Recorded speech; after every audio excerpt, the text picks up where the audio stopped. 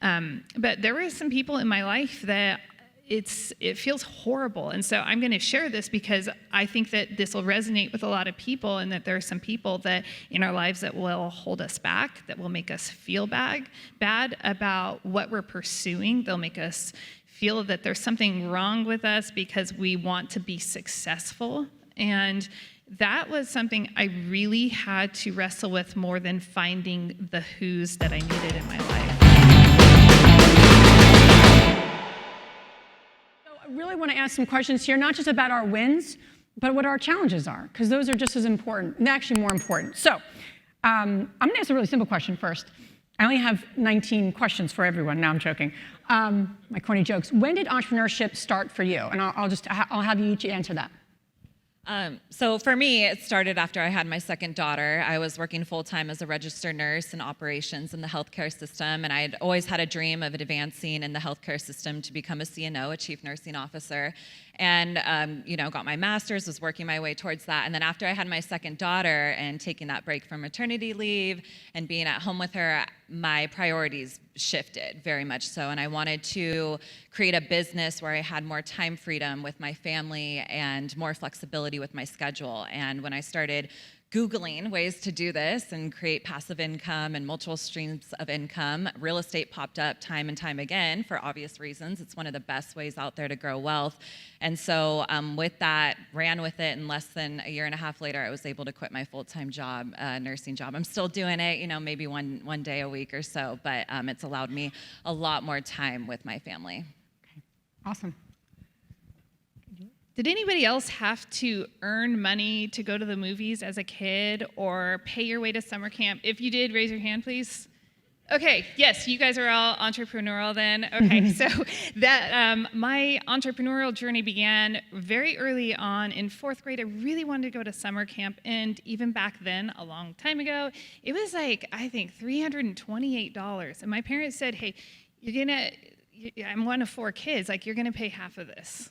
And I worked my butt off picking weeds and doing all sorts of things. So really, entrepreneurship began very early on just by nature of how my parents, ran our household, and it was instilled in me. And they gave us a lot of also support in my brother had a cartoon character he created and had screen printed t-shirts and went around. So it was very much instilled in us. My dad had a sandwich shop, and we're in real estate, my 3rd generation. So it's really been bred within me. And so I want to encourage each of you that when you have kids, and my amazing kids are here, right now, and allow them into this entrepreneurial journey and share it with them. But it starts really early on, and it's morphed over the years. And so I was a public school teacher, and I took that bet on myself when I got a potential pink slip opportunity. I was supposed to be tenured, and the next thing you know, it's like, oh, hey, you could get a pink slip. And I thought I had that golden ticket. Oh, you know what? You work for the government, you're safe. You're totally safe because you work for the government. Nobody's going to shut down the government or teachers and schools, right? Well, yeah, actually, they can. And I was 3 people away from being pink slipped. That's when I left and went into residential real estate, and have just evolved over the years between residential, and thank God I found, through podcasts, I found multifamily investing, because this is the holy grail and the most extraordinary people. Awesome. Thank you. How about you, Pina? Yeah, so similar to Julie, I started really young, and I think I was born with it in my blood. And so when I was 5 years old, someone gifted me a gumball machine, and this was my first business. Someone gifted me a gumball machine, and my mom was my first investor. I convinced her to buy me gumballs for the gumball machine, and it was one of those ones you put a penny in it, and you turn it, it gives you a gumball. And I would go to anybody who walked through the door, neighbors, friends, and say, hey, do you want a gumball? They would say yes. I'd be like, great, it's going to cost you 10 cents. I'd take the 10 cents, I'd put it in my pocket, I'd pull out a penny from my other pocket, give it to them to put into the gumball machine. And I got to keep the 10 cents and the penny, and I did not pay that investor back at all. I kept all of the gumballs, never paid my mom back, but that was my first business venture, really. And like Julie said, it starts really young, and I have twin, almost 3-year-old daughters, and I try to instill in them business values. Right now, I ask them, okay, you want to buy this? Do you have any money? And one of my daughters lovingly the other day said, yes, I do. I said, oh, great. Where did you get the money from? Did you work really hard to get money? And she goes, I stole it from the bank. I was like, oh, we don't steal from banks. So, it starts young, though, and these conversations around money start young for us in our house, just like my parents did with us. Great. So let's talk about the challenges, because those are always helpful to, not helpful, sometimes it's hard to relive them, but helpful to explore, because we learn a lot and it helps cut down your learning curve, right? That's why we come to conferences. So if you wouldn't, you can start, Vina. What has been the biggest challenge as an entrepreneur? All of them. Pick the biggest one, and the biggest learning you got from it.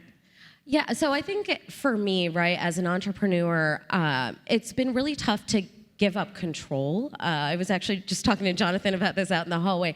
I'm kind of a control freak when it comes to everything in my business. And so as you scale and as you grow, so our portfolio, as of the end of this month, it'll have transacted in over $800 million in assets. And you cannot get to that scale without trusting other people and bringing on other team members and other people to fill in those gaps. So in Liz's presentation earlier, she said, do the things you're really, really, really great at and leave everything else to someone else. And so I think actually implementing that, knowing you need to do it is one thing, but implementing it is another thing. And as I've been able to transition roles and responsibilities to other people and empower them and trust them to make those decisions, it's gotten better for me, and it's given me the ability to scale and really focus on the strategy side, which is important when you're trying to build a business. Yeah. That's a great one. How about you, Julie? I was a dabbler. They will hold you back. And so my commitment level was I was interested, and Michael was talking about that this morning. I had a lot of interests, and I didn't zero in on any specific interest, and it cost me a lot of time. I didn't trust other people. I thought I had to do it all myself, and just by nature of not believing in myself. And so if you're a fellow dabbler out there, then I'd encourage you. One of the things that helped me out was I just learned, okay, zero in, find clarity, take time. It's okay to step away, to gain that clarity, and to say, who am I and what do I actually believe in? And then that was more about personal development than anything, because especially when, depending on what your family dynamics are, I had a great family, but I was the little kid sister. I have 3 older brothers. And just rewiring some of my thinking is saying, you know what, anything is possible, you can do it. And to chase that passion and that fire that's within you, just like Liz was talking about, what is that core within you? And so really, I would say over the last 3 years, everything has ignited. It's been a slow path to get there, but the more I have focused on, just being clear and then pursuing more of what makes me happy and fulfilled, it just snowballs after that. And so I want to encourage you, you're not alone if you're on the fence, but the moment you actually make a commitment, that's when everything shifts. For me, everything, and I've watched it with other people, you make that commitment, your life will change. And hey, we commit to a lot of different things wholeheartedly, except most often we're not committing to ourselves, and it's a scary commitment to make and to believe. So I had to learn to believe in myself and overcome a lot of thinking that was clouding me. And the more you rid yourself of that stinky thinking, you can really gain traction. Yeah, it's great. What do you, Savannah? I would say my biggest thing was the work-life balance, especially as I transitioned out of my full-time job. Before, when I was working full-time, I'd be working full-time at the hospital, come home from work, do dinner, bath time, bedtime with my kids, and then from 8 o'clock till midnight every night, my husband and I were working on this business, working on real estate. And so when I actually got to leave my full-time job and do real estate full-time, I was still working all day, doing dinner, bath time, bedtime with my kids, and working every night from 8 to 12. And my husband's like, isn't this why you quit your job, so you don't have to do this? And it was a huge shift of like, okay, the reason I am investing in real estate is to have this time freedom. And it's a constant reminder to me, because as an entrepreneur, you want to do all the things all the time. And the to-do list is never ending. And so for me, it's intentionally shutting it off to have that balance. That's a great point. I'd love to go there. I think one of the things when we started to our community wasn't just about investing, women investing, but it's about how do you do it in a balanced way? Because we wear a lot of hats. Everyone wears a lot of hats. And no one gets into this so they can work a million hours. So let's talk about the balancing act, because there's no such thing as an exact balance. If I'm here right now, literally right now, my daughter has her orientation kindergarten. Tonight, my son has his first dance. Firsts, both of them, on the same day while I'm here. So, you make choices. So I'm not balanced right now. I'm not being a mom mode. I'm being here with all of you. So how do we do that in a way that works for our lives? Because it's hard. I mean, it's hard even just, quite honestly, for me today, to be perfectly frank. So how do you do it? How do each of you do it? Or what have you navigated in your own lives that you've created this? We can balance, but how do we do it in a peaceful way, right? It's hard for a lot of people, and it's hard for me. So not that we all do it all the time, but when it does work for you, what is the recipe that has worked for you? How about you start, Julie? That's a great question. So my husband and I are both, full-time real estate. And so it creates it interesting. You have this time that is available.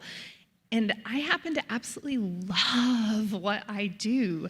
I love networking and getting to know everybody. And I love being in the space, the capacity to serve my investors well. And so it does create some interesting lines, because this is my career, it's my hobby, it's also my life mission to serve investors and to support them in their, financial, growing their portfolios. So when you look at what you're doing, when you transition from that W-2 type space into, well, now I get to build into legacy space, the lines, I think, become quite different. And so I did look for harmony versus balance. And my husband actually was also pointing out, and I think it was one day, it's really insightful, is that if we were walking a balance beam, your arms are out and you're kind of going back and forth a little bit. And a lot of times when we say balance, we think that we have to just be like perfectly like we're walking, and it's a perfect straight line. And actually, balance looks like this. It looks like, okay, well, right now, I'm here and my kids are having these firsts, but I'm going to be dipping back over there. And so really honoring that. But I have become better. I can't see my family in the back of the room, but I think I'm becoming better at shutting down at nighttime and not working at night. But again, it's a challenge for me because I love what I do. Yeah. How about you, Vina? Yeah, I'm still looking for the balance. I think this is something that is like very, very, very challenging. Similar to you, like my kids were supposed to start their first day of preschool today, and I'm here, and I was thinking about the logistics. We're in Frisco, so we're like 40 minutes north of here, and I was like, if I get up at 5, I can get there, I can get them off, and then I can come directly from school to here. But really, as women, especially in this field, we are constantly making choices. And let's be honest, mom guilt is real. There is never a moment where I'm like, oh, okay, I'm going off to this amazing conference where I know it's going to do wonderful things for my job, my career, my family, for my kids' legacy. But it's totally fine because they'll be fine without me. No, that mom guilt is always there. I have a whole entire village around me who holds my entire world up.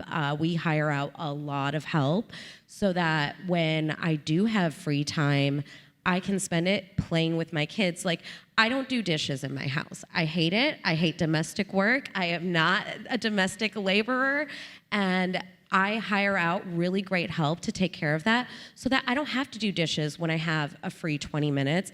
I can spend that time playing with my kids and cuddling with them and watching these awful Coco Melon videos that I don't know who I don't even know what invented that those. This is like the part of my life I'm in right now where I'm like cursing Coco Melon every 2 seconds.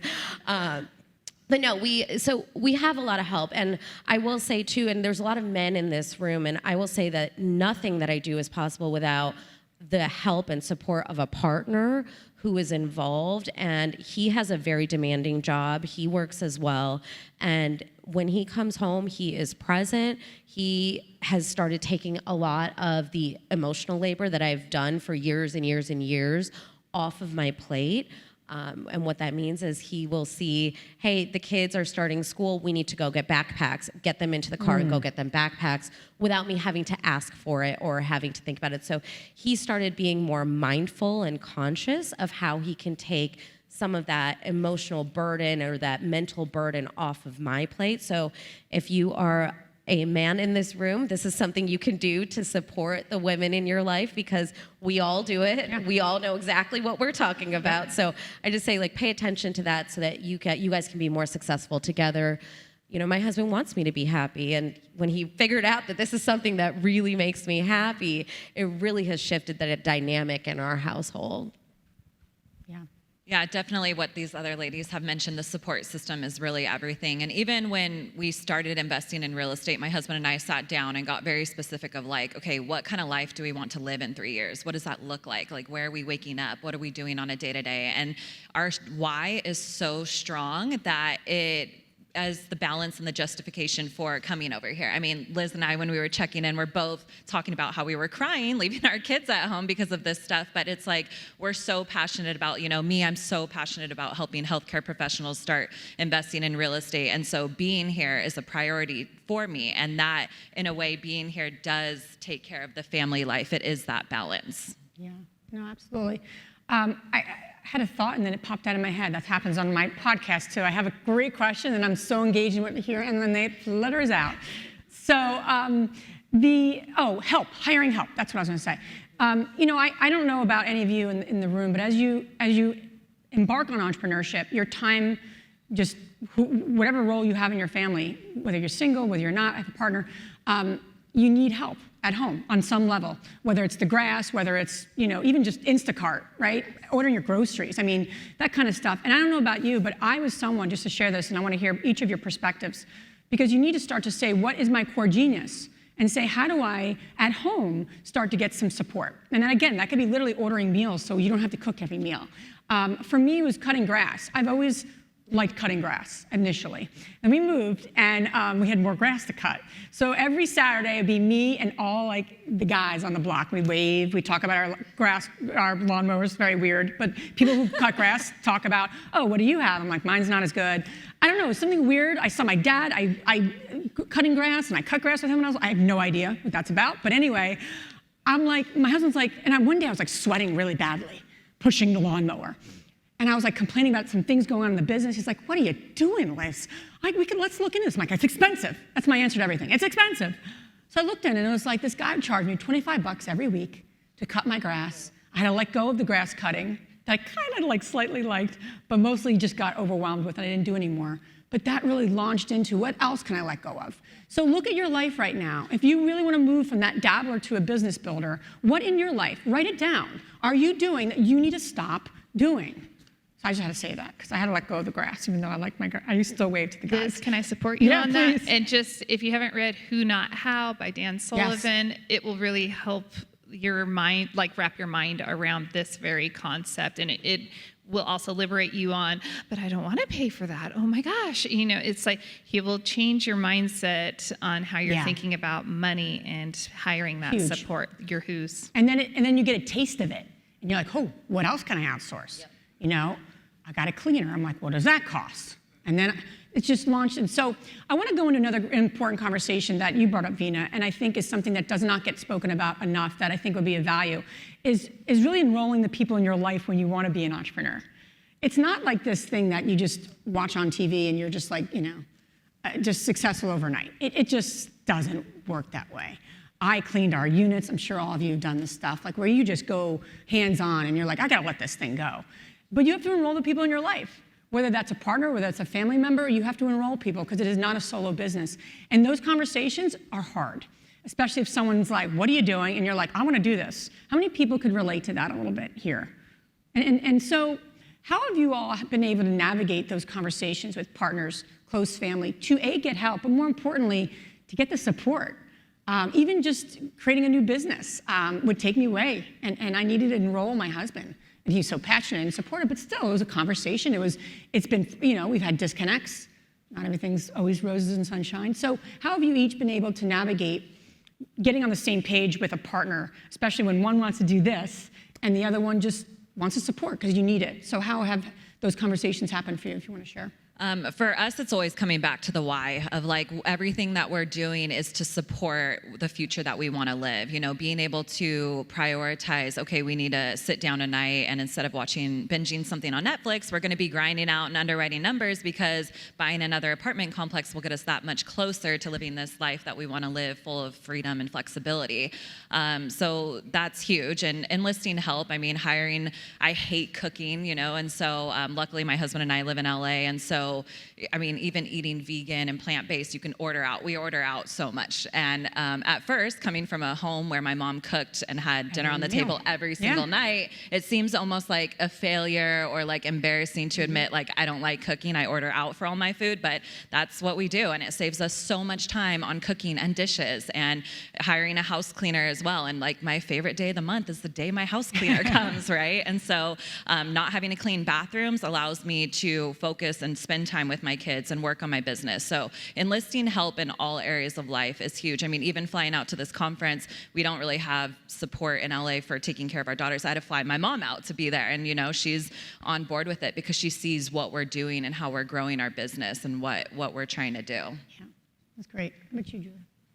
I think that's a painful question, right? Because honestly, I think it's easier to find people and enroll people. It's vetting the people and making sure they're the best people.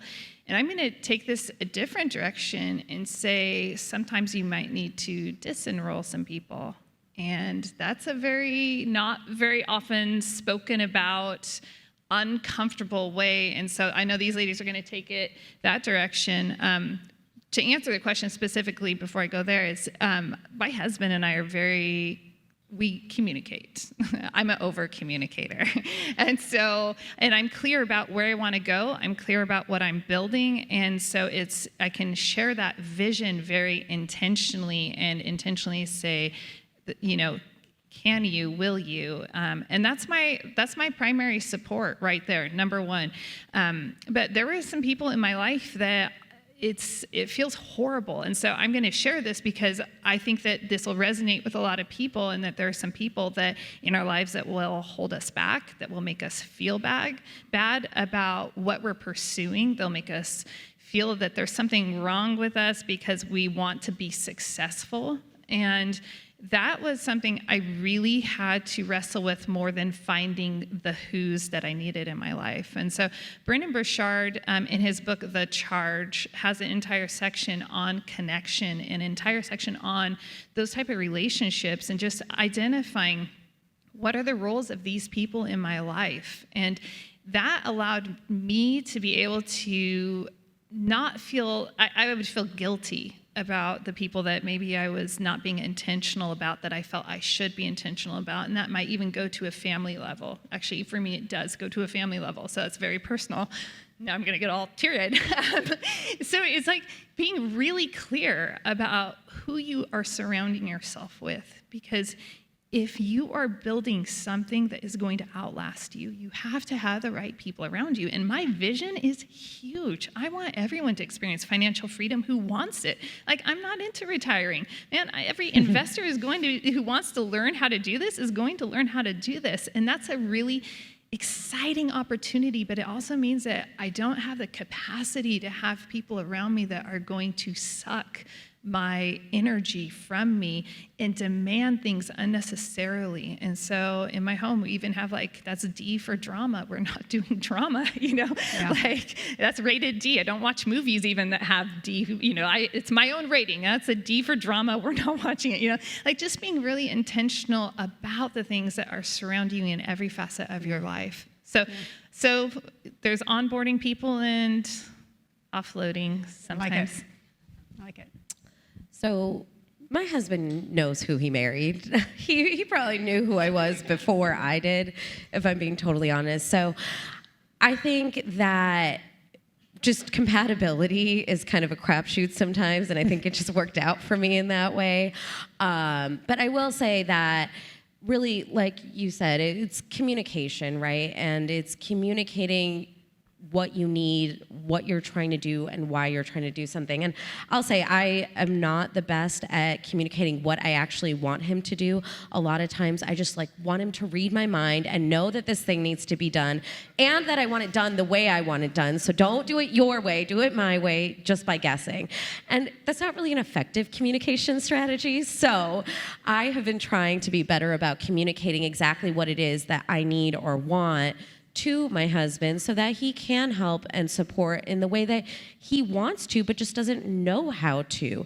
And I think that can be a challenge sometimes, especially for those of us that are entrepreneurs. We get busy, and sometimes it's easier for me to do it myself than to explain to somebody else that it has to be done and how to do it. And I think really knowing that if you take the time to communicate this clearly, it's a problem that goes away for the long term. It's not a short-term fix. And so that's one thing. And then the other thing too is my husband and I share a lot of the same goals for not just ourselves and our future, but for our kids too. We're financially independent. I do this because I want to leave a legacy for my daughters. I don't want my daughters growing up where they think they have to choose between having a family or having a successful career. I want them to know that they can do both. And I think that that's important for my husband too. Those values, those goals are important. And so when we keep that kind of at the forefront of our mind, it's easier for us to make decisions and make the sacrifices we need to. And, for me, I feel less guilty about missing something when my husband can be there for it. And he now works part-time. I've told him he can be a full-time dad if that's what he wants to do, but he wants to continue working. But it's right now we have the ability and the luxury of being able to choose what we do when we do it. And I think being able to choose that, not working because you have to, makes a really big difference to how we plan our lives and how we move through our lives. Love that. I want to ask about skills, because often people think I'm either an entrepreneur or I'm not. I'm born that way or not. And I think there's a part of that, there's some truth. We were all sharing a little bit about our youth and things that we did. But there's skills that I've learned along the way as an entrepreneur that honestly I didn't have. And I wish someone had told me, this is an important skill. And I've learned those skills over the years. So my next question is, what skill as an entrepreneur have you learned that has surprised you that you needed to have that skill? So I'll start with you, Savannah. Definitely organization. And I've seen this really in doing these large real estate transactions with financing and asset management. You're going to be asked to find paperwork and numbers, and you need to be very organized from the very beginning of being able to provide that information very quickly and accessibly. And that's something where when you get into this space, you don't really know what documents are important or what things people are gonna ask, and you don't really have a good system for organizing it. And so after kind of doing our first couple deals, we've realized, okay, from the very beginning, we're organizing things in different folders and doing things like that so that when people are asking for things, we have it very readily available. Yeah, love it. How about you, Julie? Collaboration. Oddly enough, there's a different level of collaboration. I was a public school teacher. I thought I knew how to collaborate and such. And yet when a lot of you have jobs, in the business sector. And I didn't have to give PowerPoint presentations to second graders. So I had to learn how to communicate virtually and online in an effective way. And it shows. It shows. But the cool thing about this is that skills can be learned. If you're committed, you can learn anything, and you can actually enjoy and have fun doing it. Awesome. For me, I think it's been saying no. When you first start out in business, you're so desperate to get that deal, to get that investor, to get all of these things to line up perfectly that you're oftentimes willing to bend backward and go out of your way to do certain things that you wouldn't necessarily want to spend your time doing, right? You're going to take that phone call on Christmas Day because it's the only time that investor can talk to you. I don't really want to be doing that, right? So I think it's learning how to say no. And this interesting shift happens when you start to scale up. You start getting to a point where you start to gain more leverage because you have experience. You have the deal. You have the thing that your investors want. You have the thing that your buyers want. You have the thing that sellers want to work with you to have, right? And so as time goes on, you get more confident and you have the ability to say no more often. But saying no is a very powerful tool, number one, but it's also something that can be intimidating out of the gate to be able to say no to somebody. So I was not very good at it. I'm getting better at it. I'm still not great at it. Another thing that I've had to say no to that I didn't initially was going into different sectors, right? Like everything looks glittery and gold and everybody makes money in notes and short-term rentals and fix and flips and multifamily and new dev. And so there's all these different areas where all these investors make money. And at first I wanted to say yes to everything because I was like, oh, this is so exciting. This person's so great at that. I definitely want to partner with them. But now I say no to everything and anything unless it fits this like very small buy box that I have. They're like, oh, but it's 1970. I'm like, no, we don't do anything 1970s or older. It's out of our wheelhouse. So I think saying no and how to say no and when to say no and having the confidence and ability to do that has been a big challenge for me. That is a skill that has taken a lot of effort and dedication to learn. Yeah, and it's a continuous process, right? Boundaries, something I need to keep learning. We have a few more minutes, so I have a question. Last question is, what would your self now, what advice would you give yourself when you started as an entrepreneur? What would you say to yourself? If it was like literally you had one sentence to give yourself when you started, what was the most amazing advice you would give her when you started? So I'll start with you, Julie. Believe in yourself. Most of us are not taught to believe in ourselves, and I thought that was a really hokey thing. And I didn't realize the capacity that I had to carry forth a vision. And if I could go back to myself, I'd say, girl, you've got this and you can do this. So don't give up and don't quit. And to take that another direction, oftentimes I work with an amazing high-performance coach, and through that process, I constantly look to my future self. So I'm asking myself this question all the time is, what's future Julie think of this? What is it? Let me look back. Let me travel in time, and let me look back on this right now. And would I quit? Is that what I'd really want to do? What does she want? And so it's great to ask that. What would I tell myself in the past, and what would my future self say about right now? Aren't you, Lena? Oh gosh, it's so hard to sum up what I would tell my younger self into one sentence, and brevity is not my strong suit. So I would say that one question that's really guided me from the beginning to even now, and I still find it very powerful, is what happens if I don't, right? So what happens if I don't do what I need to do, or I'm going to do, or I want to do? And that has really helped me with being able to prioritize what is important, what has to be done, what things are negotiable or non-negotiable. So I think asking yourself, what happens if I don't? And the second thing I'm going to give you two. That's right. The second thing is also, I always kind of lived by this phrase, like, go big or go bigger. That's just, I think, the way things should be done. That's who I am as a person. I am very extra, I've been told many times in my life. I try to live up to that. So I think that you should always ask yourself, what happens if you don't do it? And how can you go bigger? How can you keep going bigger than where you are today? If you have 1 unit today, how can you get to 10? If you have 10, how can you get to 100? How can you get to 1,000? Always be looking to that next goal. For me, it would be to not care what other people think. I think especially as I came into this space and then, like Michael was saying, moving to that step of thought leadership platform, raising capital, having a brand, going out there and talking about what I'm doing. It was very challenging. It was very out of my comfort zone and difficult. And I realized a lot of the difficulty came from constantly thinking about what other people would think about me or what I would say. And I really just tried to instill more confidence, like exactly like Julie's saying, you know, believe in yourself, but turn the noise down of constantly thinking about what other people would think and just go out there and be you and do it in the most genuine way possible. So for me, even when I started capital raising, I'm like, sales, that's not me. You know, I was always going to be a nurse and that was my dream in life. And so to think about capital raising just seemed so, it wasn't a fit. And so for me to go and do it as the net worth nurse, it's me going out there and doing it in the most genuine way possible. Yeah, and as we wrap up here, I know we're out of time. Mine would be to surrender and not to control every situation. I mean, that's something I struggle with every day, to be honest. But I think as entrepreneurs, we have a goal, we want to achieve it, we want to make it happen. And there's such a peacefulness if you surrender to the lesson or to the fail or to the this is not working the way you want to. What's the lesson in this? And just being a little more graceful would have been what I would tell myself.